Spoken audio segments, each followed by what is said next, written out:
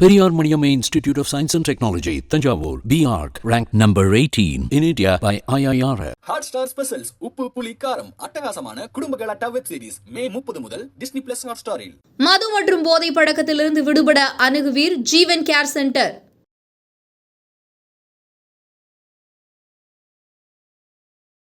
ஒரு 30,000 சேலரி வாங்குற ஒருத்தர் அந்த சம்பளத்தை பெருக்குவதற்காக எந்த மாதிரி இன்வெஸ்ட் பண்ணலாம்? இப்போ என்ன பணம் இருக்கோ அதில் சிறுக சிறுக சேர்க்கணும். நம்ம பெரிய அளவில் சேர்க்கணும்னே கிடையாதுங்க. அப்போ அந்த சிறுக சிறுக சேர்க்கும் போது பார்த்தீங்கன்னா இன்னைக்கு வாய்ப்புகள் கொட்டி கிடக்குதுங்க. அப்படி சேர்க்கும் போது பெரிய பணத்தை பெரிய லாபத்தை கொடுத்தது எதுன்னு பார்த்தீங்கன்னா,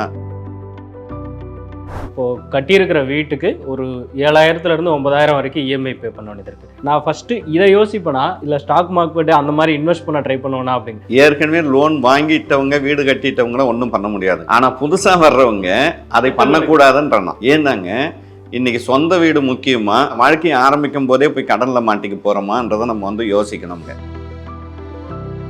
அந்த இஎம்ஐ போட்டு ஒரு வீடு வாங்க போகிறீங்கன்னா குறைஞ்சது நீங்கள் ஒரு 20-25% ஃபஸ்ட்டு இனிஷியல் அமௌண்ட் நீங்கள் கட்டணும் இல்லையா? அந்த இனிஷியல் அமௌண்ட்டை தான் நான் என்ன சொல்கிறேன், இன்வெஸ்ட்மெண்ட் ஆகுங்க. அந்த அமௌண்ட்டை மட்டும் நீங்கள் ஒரு மியூச்சுவல் ஃபண்ட்லையோ இல்லை ஸ்டாக் மார்க்கெட்லையோ நீங்கள் போட்டுட்டுங்க. இன்னும் ஒரு 5 வருஷம் 10 வருஷம் கழிச்சு ஒரு லாங் டைமில் பார்த்தீங்கன்னா நீங்கள் இப்போ என்ன இடத்துல வாங்கணும்னு நினச்சிங்களோ அதை விட மெயினான இடத்துல நீங்கள் வாங்கலாங்க. இந்த கம்மியான அமௌண்ட்டில் நம்ம சம்பளம் வாங்குறோம்னு வச்சுக்கலாம். இப்போ நீங்கள் சொன்ன மாதிரி ஒரு ஹெல்த் இஷ்யூ ப்ராப்ளம் வரும்போது நம்ம வாங்கின இஎம்ஐ எல்லாம் நம்ம ஹெல்த்தை பற்றி கவலைப்படாதுங்க. அதுக்கெல்லாம் கருணை காட்ட மாட்டாங்க. அப்போ நமக்கு பெரிய சிக்கல் வந்துடுங்க. வணக்கம் சார். வணக்கம் சார், என் பேர் சிவசங்கர். இப்போ எனக்கு இந்த மாதிரி ஃபினான்ஷியல் அட்வைசர்ஸை மீட் பண்ணும்போது சில விஷயங்கள் கேட்கணும்னு நினச்சிட்டு இருந்ததை கேட்குறேன்.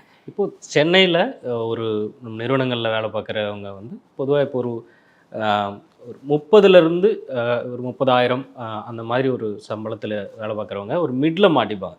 இப்போ நம்ம எப்படி அந்த பணத்தை 2 விதமாக அதில் சிக்கல் இருக்குது. ஒன்று, அந்த பணத்தை நான் சம்பாதிக்கிறேன், அதை நான் தக்க வச்சுக்கணும். அந்த சம்பாதியத்தை மந்த்லி நான் ஸ்டாட்டிக்காக மெயின்டைன் பண்ணணும். இன்னொன்று, அது ஏதோ ஒரு வகையில் ஃப்ளோட் ஆகுதுன்னு வச்சுக்கோங்களேன். ஏன்னா ஃப்யூச்சர் கோல்ஸ் இருக்கும் இல்லைங்களா? இப்போ ஒரு குறிப்பிட்ட வருடங்களுக்கு வீடோ காரோ ஒரு பக்கம் இஎம்ஐயோ இந்த மாதிரி பிரச்சனைகள் இருக்கும்போது இப்போ இந்த சம்பாத்தியத்தை நான் இன்றைக்கி இந்த சேலரி வாங்கிட்டு இருக்கேன், எதிர்காலத்தில் என்ன வேணாலும் ஆகலாம், வேலை நிமித்தமாகவோ உடல் ரீதியாகவோ ஏதோ கூட அந்த மாதிரி இஷ்யூஸ் வரும். அப்போ நம்ம திடீர்னு போயிட்டு ஒரு பெரிய தொகையை புரட்ட முடியாது, அது கஷ்டமாக இருக்கும். இப்போ ஒரு 30,000 சேலரி வாங்குகிற ஒருத்தர் அந்த சம்பளத்தை பெருக்குவதற்காக, நான் சொல்கிறேன் பணம் பெருக்குவதற்காக எந்த மாதிரி இன்வெஸ்ட் பண்ணலாம் அப்படிங்கிற பற்றின ஒரு பேசிக் ஐடியா இருந்தால் பகிர்ந்துக்குங்க சார். ஆக்சுவலாக பார்த்தீங்கன்னா இப்போது சராசரியாக ஒரு இந்தியாவோட கணக்கெடுப்படி பார்த்திங்கன்னா ஒரு மிடில் கிளாஸ்க்கும் கீழே இருக்கிறவங்களோட வருமானம் பார்த்திங்கன்னா ஒரு 23,000 25,000 தான் வந்துக்கிட்டு இருக்குங்க. இப்போ நீங்கள் ஒரு விஷயம் சொன்னீங்க, அது ஒரு 50,000 இருக்கிறவங்க ஓரளவுக்கு தப்பிச்சிருவாங்கன்ட்டுங்க. பட் நாங்கள் பார்த்த வரைக்கும் நாங்கள் நிறைய இடத்துல போய் பேசும்போது பார்த்திங்கன்னா இந்த 25,000 சம்பளம் வாங்குறவங்களுக்காவது சேமிக்கிற பழக்கம் இருக்குங்க. ஓகே.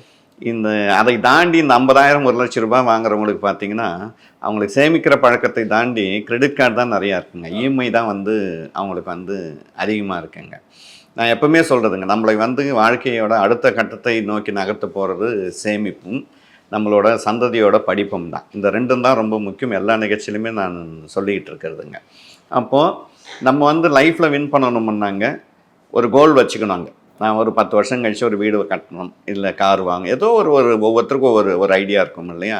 அதை நோக்கி நம்ம பயணிக்கணும்னாங்க இப்போ என்ன பணம் இருக்கோ அதில் சிறுக சிறுக சேர்க்கணும். நம்ம பெரிய அளவில் சேர்க்கணும்னே கிடையாதுங்க. அப்போ சிறுக சிறுக சேர்த்தாலே போதுங்க. அப்போ அந்த சிறுக சிறுக சேர்க்கும் போது பார்த்தீங்கன்னா இன்றைக்கி வாய்ப்புகள் கொட்டி கிடக்குதுங்க. அப்படி சேர்க்கும் போது பெரிய பணத்தை பெரிய லாபத்தை கொடுத்தது எதுன்னு பார்த்தீங்கன்னா ஸ்டாக் மார்க்கெட் கொடுத்துருக்குங்க, மியூச்சுவல் ஃபண்ட் கொடுத்துருக்குங்க. இப்போ கோல்டு ஓரளவுக்கு மேலே போயின்னு இருக்குங்க. இப்போ பெரிய அளவில் போயின்னு இருக்கு.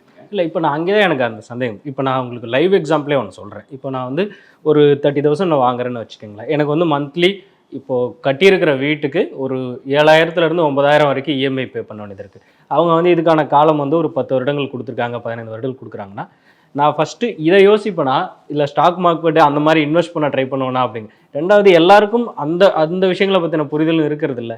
இது எப்படி இப்போ மேனேஜ் பண்ணலாம் அப்படின்னு? இல்லை, அதுதான் இப்போது ஏற்கனவே லோன் வாங்கிட்டவங்க வீடு கட்டிட்டவங்களும் ஒன்றும் பண்ண முடியாது. ஆனால் புதுசாக வர்றவங்க அதை பண்ணக்கூடாதுன்றணும். ஓகே. ஏன்னாங்க இன்னைக்கு சொந்த வீடு முக்கியமா, போய் வாழ்க்கையை ஆரம்பிக்கும் போதே போய் கடனில் மாட்டிக்க போகிறோமான்றதை நம்ம வந்து யோசிக்கணுங்க. அப்போ நமக்கு ஒரு வீடு வேணுங்க. அப்போ அது இன்னும் ஒரு 10 வருஷம் கழிச்சு கூட நம்ம வாங்கிக்கலாம், ஒன்றும் அவசரம் கிடையாதுங்க. இன்றைக்கி இருக்கிற சூழ்நிலை பார்த்தீங்கன்னாங்க, இந்தியாவை பொறுத்த வரைக்கும் 60% பீப்புள்ஸ் வந்து ரெண்டட் ஹவுஸில் தான் இருந்துக்கிட்டு இருக்காங்க. அப்போது உடனே நம்ம ஒரு வீடை வாங்கணும்ன்றதெல்லாம் கட்டாயம் கிடையாதுங்க. நமக்கு வரப்போகிற சம்பளம் கம்மிங்க.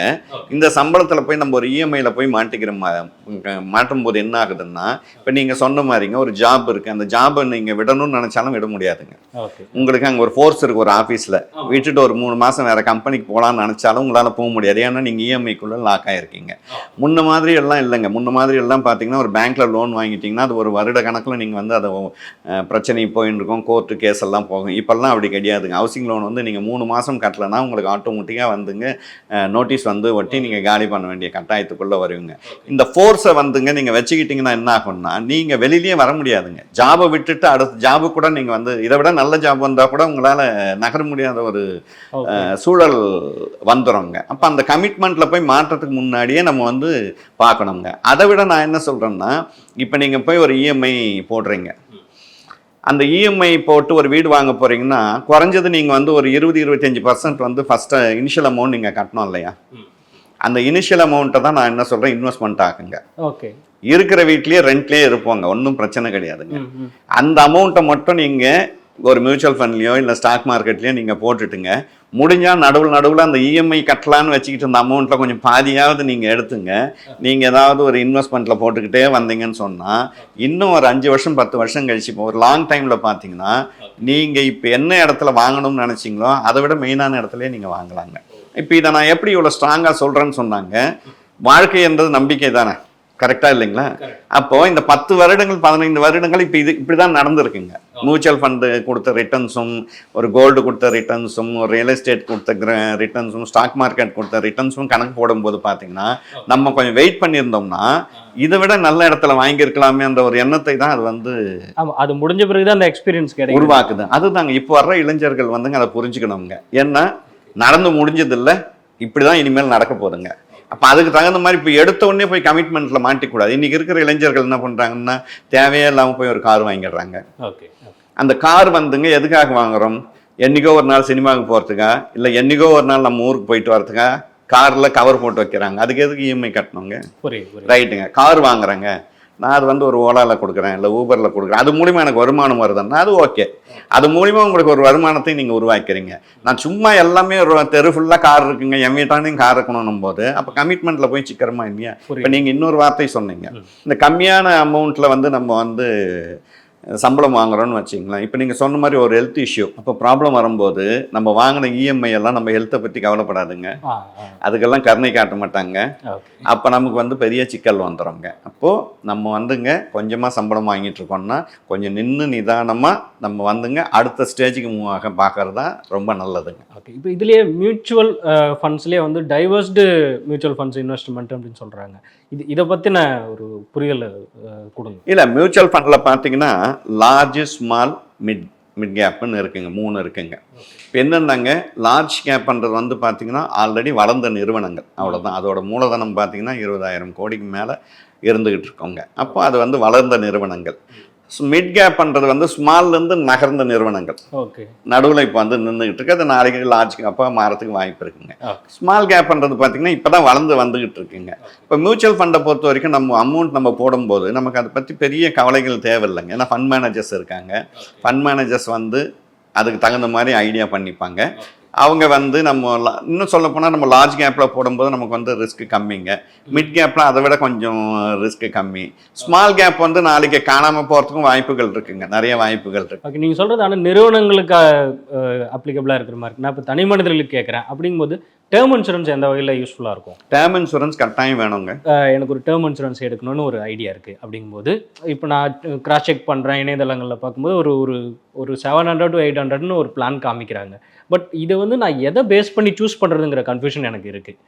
எப்படி அதை சூஸ் பண்ணலாம்? இல்லை, அதுதாங்க நீங்கள் வந்துங்க உங்கள் ஃபேமிலிக்கு வந்துங்க என்ன பாதுகாப்பு கொடுக்க போகிறீங்க, அதை தான் நீங்கள் செலக்ட் பண்ணணும். அமௌண்ட் தான் இங்கே நீங்கள் 25 லட்சமா 50 லட்சமா 1 கோடியான்றது தான் இங்கே மெயினுங்க.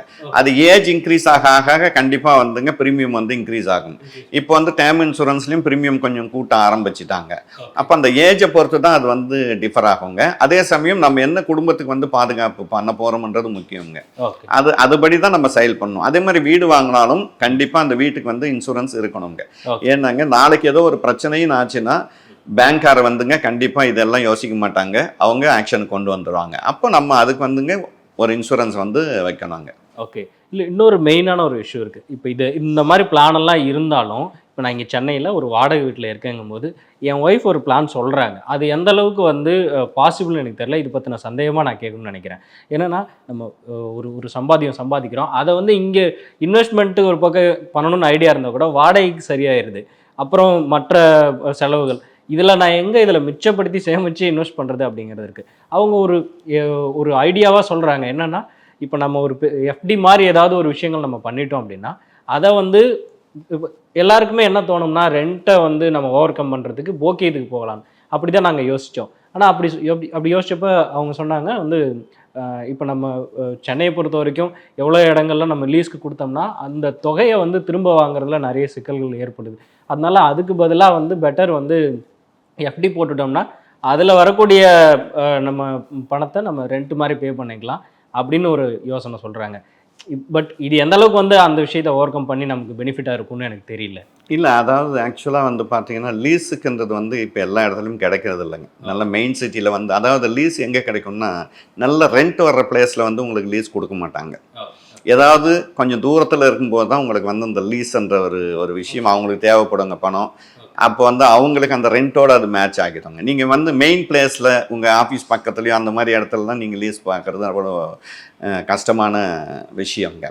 இப்போது அதை தாண்டி வந்து பார்த்தீங்கன்னா நீங்கள் அந்த மாதிரி கிடைச்சால் நீங்கள் லீஸு கொடுக்குறது பெஸ்ட்டாக இல்லை எஃப்டி போடுறது பெஸ்ட்டாக, இதுதான் உங்களோட கேள்வி இல்லையா? இப்போ நீங்கள் யோசிக்கணுங்க, எஃப்டி போட்டால் உங்களுக்கு என்ன ரெவன்யூ வரும், ரெண்ட் என்ன வருதுன்னு நம்ம பார்க்கணுங்க. இப்போ நீங்கள் லீஸு கொடுக்குற பதில் ரெண்ட்டுக்கு இருக்கிறீங்க, அங்கே 10,000 ரூபாய் கொடுக்க போகிறீங்க. ஆனால் இங்கே வந்து உங்களுக்கு மாதம் 6,000 ரூபாய் தான் வரப்போகுது எஃப்டின்னா அது யூஸ் கிடையாது. யூஸ் கிடையாது இல்லையா? அப்போ அதை தாண்டி இங்கே வர்ற மாதிரி இருந்தால் அது எஃப்டிக்கு யூஸுங்க. அப்படி இல்லைன்னு சொன்னால் நீங்கள் அதை போட வேண்டிய அவசியமே இல்லை. இந்த மாதிரி லீஸ் கிடச்சதுன்னா லீஸுக்கு நீங்கள் வந்து போகலாங்க. ஓகே. நான் இதே மாதிரி கேட்கணும்னு நினச்சது, இப்போ நான் மியூச்சுவல் ஃபண்டாக இன்வெஸ்ட் பண்ணுறது வந்து நிறுவனங்களுக்கு நமக்கு ஒரு ஐடியா இருக்குது. பட் நான் தனி மனிதர்களாக எப்படி வந்து ஒரு மிடில் கிளாஸில் இருக்கிற நம்ம வந்து மியூச்சுவல் ஃபண்டுக்கு இன்வெஸ்ட் பண்ண முடியும்? இப்போ எனக்கு அந்த மாதிரி இன்வெஸ்ட் பண்ணணும் ஐடியா இருக்குனாக்க, ஆனால் அதை பற்றின போதிய அறிவு இல்லை. பட் எப்படி இன்வெஸ்ட் பண்ணலான்ற ஒரு யோசனை இல்லை. இப்போ வந்து பார்த்தீங்கன்னா இது ஓப்பன் மார்க்கெட். நீங்கள் எந்த அக்கௌண்ட்டு இதில் பேங்க் அக்கௌண்ட் வச்சுருக்கீங்களோ அங்கேயே ஒரு டிமேட் ஓப்பன் பண்ணிடலாங்க. இன்றைக்கி டிமேட் மூலிமாவே நம்ம மியூச்சுவல் ஃபண்டில் வந்துங்க என்ன இருக்கோ அதை நீங்கள் வந்து பை பண்ணிக்கலாங்க. இன்னொன்றுங்க, மியூச்சுவல் ஃபண்டில் வந்து பார்த்தீங்கன்னா நிறைய ஃபண்டு இருக்குங்க. அதை நமக்கு செலக்ட் பண்ண தெரிலனாலும் பிரச்சனை கிடையாதுங்க. டைரெக்டாக இண்டெக்ஸ் ஃபண்டுன்னு ஒன்று இருக்குங்க. அந்த இண்டெக்ஸ் ஃபண்டில் வாங்கிட்டோம்னா எந்த பிரச்சனையுமே வராதுங்க. இண்டெக்ஸ் ஃபண்டை வாங்குறதுக்கு எந்த அனலிஸ்ட்டுக்கிட்டையும் நீங்கள் போய் கேட்க வேண்டிய அவசியமே கிடையாதுங்க. ஏன்னா இண்டெக்ஸ் ஃபண்டில் இருக்கிற பெரிய முக்கியமான விஷயம் என்னென்னா ஆல்ரெடி வந்துங்க என்எஸ்சி வந்து ஒரு 50 கம்பெனியை வந்துங்க அவங்களே செலக்ட் பண்ணி இதெல்லாம் நல்ல கம்பெனின்னு செலக்ட் பண்ணி ஒரு இண்டெக்ஸ் வச்சுருக்காங்க. பிஎஸ்சி வந்து ஒரு 30 கம்பெனியை செலக்ட் பண்ணி அவங்க வந்து வச்சுருக்காங்க. இப்போ அவங்க செலக்ட் பண்ணி வச்சிருக்கிற கம்பெனியில் போய் நம்ம இன்வெஸ்ட் பண்ணுறோங்க. இன்கேஸ் அந்த கம்பெனியில் ஏதாவது 1 or 2 மைனஸ் ஆச்சுன்னா அவங்களே வெளியே எடுத்துட்டு வேற நல்ல கம்பெனியை உள்ள அனுப்பி விட்டுருவாங்க. நமக்கு பிரச்சனை கிடையாதுங்க. இப்போ அந்த இண்டெக்ஸ் ஃபண்டில் இன்வெஸ்ட் பண்ணும்போது என்னன்னா நம்ம அனலைஸ்ட்டை போய் தேட வேண்டிய அவசியம் கிடையாதுங்க. இன்னொன்றுங்க, நான் நிறைய இடத்துல சொல்கிறது, இந்தியா வல்லரசு ஆக போகுது, இந்தியா பொருளாதாரத்தில் நம்பர் 1 ஆக போகுது. அப்போ ஸ்டாக் மார்க்கெட் மட்டும் ரிவர்ஸ் ஆகிறதுக்கு வாய்ப்பு கிடையாதுங்க. அப்போ இண்டஸ்ட்ரி வளர்ந்தால் தான் இதெல்லாம் நடந்துக்கிட்டே இருக்கோங்க. இன்றைக்கி இண்டஸ்ட்ரி எந்த அளவுக்கு வளர்ந்துக்கிட்டு இருக்குன்றது எல்லாமே நமக்கு தெரியுங்க. அப்போது நம்ம வந்துங்க இண்டெக்ஸ் ஃபண்டில் போடும்போது என்னென்னா நீங்கள் எஃப்டியில் போடுறத விட நீங்கள் ஒரு தங்கமாக வாங்கி வைக்கிறத விட இது வந்துங்க அதை விட அதிகமான லாபத்தை கொடுக்கும். உங்களுக்கு எந்த விதமான ரிஸ்க்குமே இருக்காதுங்க. நன்றி சார். நன்றி. Periyar Maniamma Institute of Science and Technology, Thanjavur, BARC, ranked number 18 in India by IIR. Hotstar Specials உப்பு புளி காரம் அட்டகாசமான குடும்ப கலாட்டா வெப் சீரிஸ் மே 30 முதல் Disney+ Hotstar-இல். மது மற்றும் போதை பழக்கத்திலிருந்து விடுபட அணுகுவீர் ஜீவன் கேர் சென்டர்.